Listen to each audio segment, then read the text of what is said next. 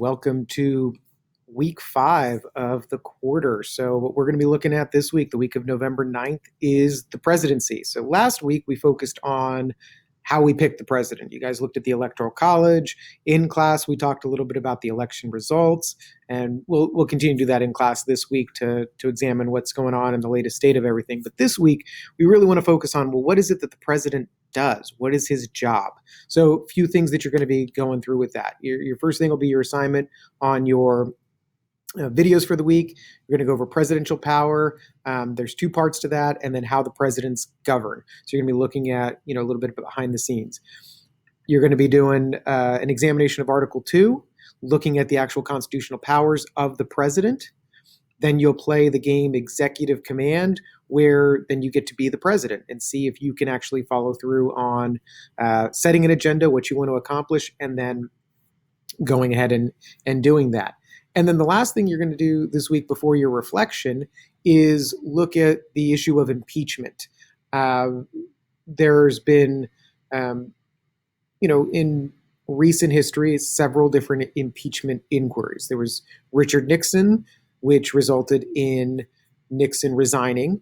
There was Bill Clinton's, which resulted in Bill Clinton staying in power.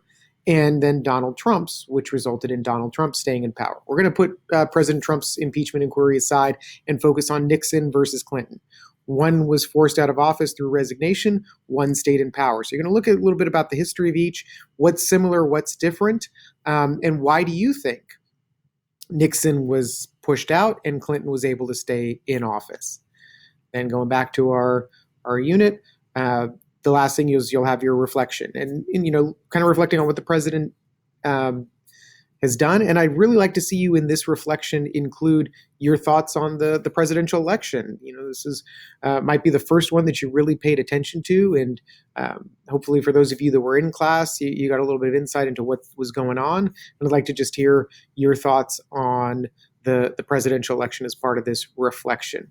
Now, because this week is Veterans Day holiday in the middle of the week, I'm going to give you an extra day to do all your assignments. So everything will be due on Saturday instead of Friday this week. And that'll be noted in over here when I put the assignments in and their due dates in. I'm recording this on Friday. So once these assignments are passed, I'll put the new ones up for the due date. All right. Looking forward to talking to you guys this week about the presidency.